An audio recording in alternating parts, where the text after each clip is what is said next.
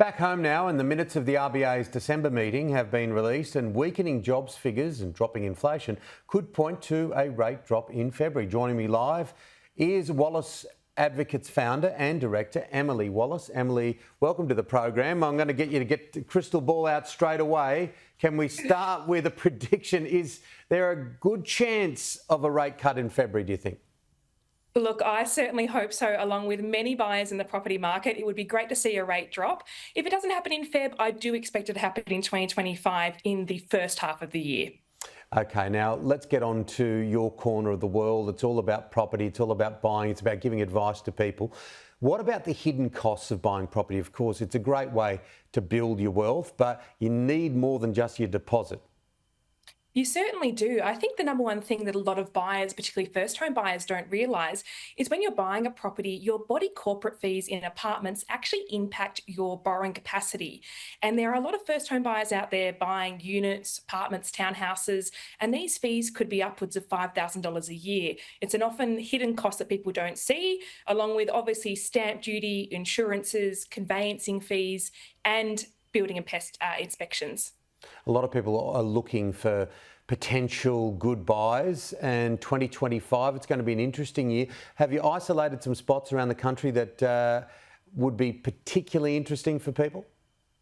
Yeah, certainly. Look, I am predominantly Melbourne based, and in Melbourne, there's a very underrated suburb, which is Pascoe Vale. Pascoe Vale is not very far from the city. It's about an 8 kilometre drive.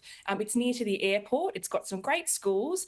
And I must say, it's one of those ones that we sort of coined the poorer cousin of the other suburbs. It's got some great value there that could be swept up by some first home buyers or family home buyers. Yeah, and of course, if you look at Sydney, the new airport is a place where a lot of people are going to look. And then Brisbane, we've got an Olympic Games not that far away. What about buyer's remorse? Changing subjects here. There's nothing worse than buying something, then a few days later or a few weeks later saying, oh, I shouldn't have done that. Yes, that can happen a lot. And I think it happens to those who go in without a plan, knowing what their must-haves be, their nice-to-haves are, and making sure they're actually ticking the criteria of what they want. I see a lot of buyers play the mistake of focusing on the aesthetics of the home and the styling and not focusing on location. And that's predominantly where buyer's remorse comes in. It's not in the right spot, but it's a very pretty looking home, which doesn't really go hand in hand. What questions should first home buyers be asking, do you think?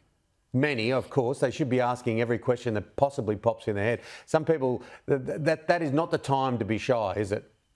No, not at all. I think when interacting with agents, there's a bit of a myth that you shouldn't really give your cards away. But one of the best questions you could ask a real estate agent as a buyer is, what are the vendor's circumstances? What's actually happening with them? Have they bought something already? Do they really need to sell? Just ask the question and let the agent talk. Finally, what about the idea of buying something that you can fix up, going into a property and trying to look at what it can be rather than what it is? Because many people can't see through the aesthetics. I tell you what, those who can see through those properties that are a bit worn and torn and need some love are those who actually do really, really well, because they effectively manufacture equity in the home. They're not just relying on the market to go up, they're actually making their home better. So I would strongly encourage people to look beyond maybe something that's a bit of an ugly duckling and put some love into it and grow some equity in your home. All right. Thanks so much for coming on the show, Emily. Have a happy new year. You too, my pleasure.